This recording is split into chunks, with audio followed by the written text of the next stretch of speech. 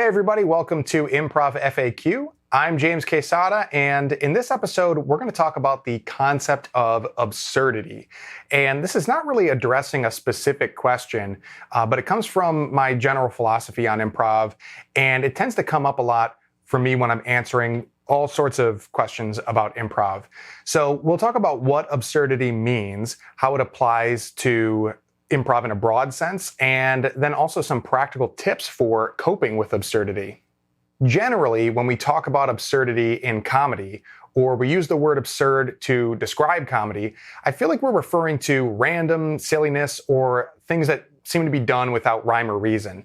And I think that that does describe absurdity, at least on a surface level, but there's also a deeper, darker concept of absurdity in philosophy, which basically says that human beings will continue to search adamantly for meaning in their existence, despite there not being any meaning to find. Heavy, right?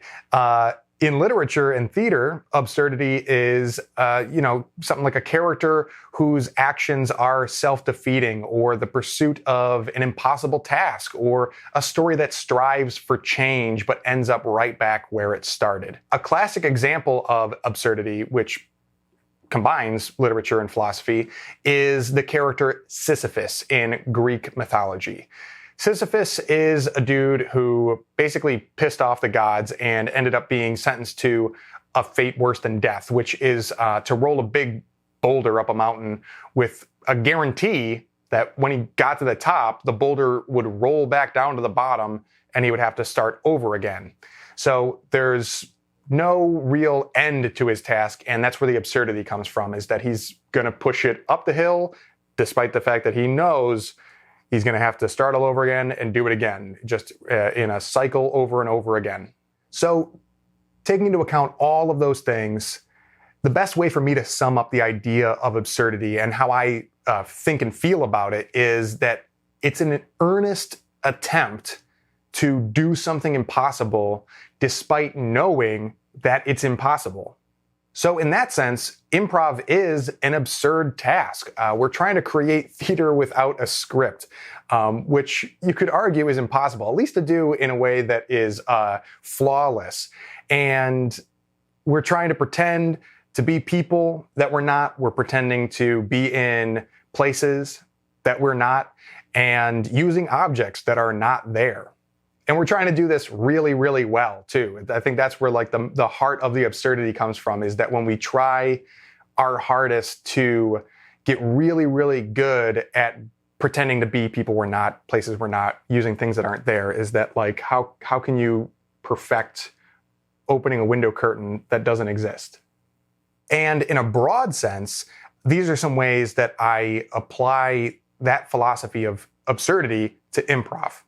First and foremost is to embrace failure. If the thing that we're doing is an impossible task, then it only makes sense to expect failure and to embrace it. And so for me, I like to look forward to the failures and mistakes, and that really frees me up from worrying about how well it's going to go, or if I'm going to get it right.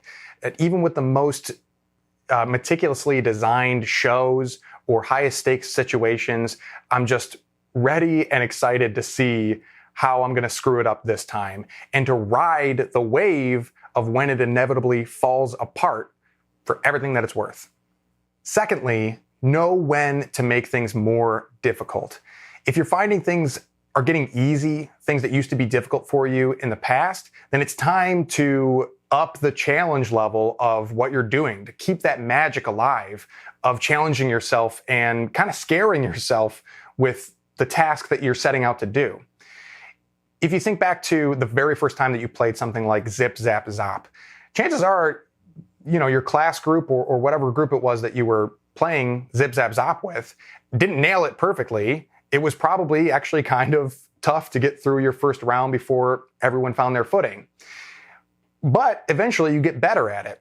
And that means that you need to up the ante, because nailing Zip, Zap, Zop is not what's going to make you a better person. No one's going to walk away from an improv rehearsal or class being a better person because you just killed it in Zip, Zap, Zop. it means that you're getting used to something difficult, and now you need to push yourself again, add another rule, and make the job more challenging than it was the last time. And that is how you continue to grow and continue to keep the magic alive in your improv. And the third general concept here is that you have to try in order to fail correctly. So that in itself is an absurdity. And the reason that it's very important to me is hearing this idea that what we're doing is impossible. You can there might be a side effect of thinking about it like, well, okay, great. Well, then why bother? Why learn or try to get good at it in the first place? And the answer is that failure is not sincere if you're not trying to succeed. So you can't just lean into failure so much that you never gave it a real shot in the first place. The beauty and the magic of improv comes from that earnest attempt to do something impossible despite knowing and believing that it is impossible. It's such a weird, bizarre contradiction, but I think it really is such a major role in how adding these difficulties and giving a shot at doing this impossible task can really be at its fullest, is with that earnest attempt to succeed despite knowing that you're going to fail. All right, so now let's take a look at some more, I guess, practical applications for how to cope with absurdity or deal with absurd moments on stage. And so taking a look at it from this angle comes from the kinds of questions that I get from people who are like, what do I do if somebody does something in a scene that just seems random, out of left field? I have no idea why they're doing it or what they're going for, and it just seems bonkers to me. What do I do in that case? And so I have 3 things that you can do to approach that apply this spirit of absurdity, if you will. I feel like the most common route when we're faced with something absurd or apparently random in a scene, the most common thing to do is to justify it, give it an explanation. And I think that is a really valuable skill set. And in fact, I have a video if you wanted to check it out. It is on justification and also involves some of these ideas that I'm about to say. Where am I going with this? Let's bring it back home, baby. 3 things that you can do that aren't strictly justification by explanation. 1, you can address it. Address the absurd behavior that you're seeing. If somebody is gnawing on your shoulder or doing something weird, you can be like, what are you doing in the scene as a character? And that's what we call playing the voice of the audience. Playing a straight character or a character whose perception of what's going on matches the reality that we actually live in. And so it can be a valuable tool and an effective one to just play the voice of the audience, play the voice of reality, address the absurd thing, and poke at it and see what makes it tick. Second option, you could just allow it.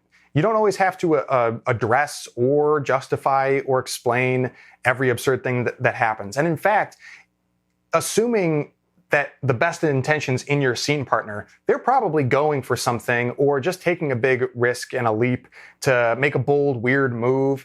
And you don't want to neuter their power in the scene of doing this bold move by immediately giving it a label or an explanation.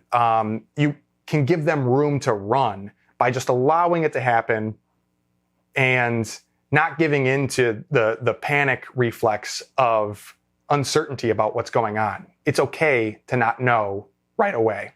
And the third thing to do, which is probably my favorite, and I wish that I had a stronger instinct to go this route as a performer myself, because I think it's so effective and supportive, which is to adopt the absurd thing. So if you see your scene partner is just like barking like a dog in between lines of dialogue, and you're like, what are they doing? What are they going for? Instead of giving it a justification or calling it out or ignoring it, you could start doing it too. Even if you still don't know why it's happening, just starting to participate in it can be a lot of fun, can get you and your partner on the same page, can give the audience a big relief because they're not questioning it anymore because you're both doing it.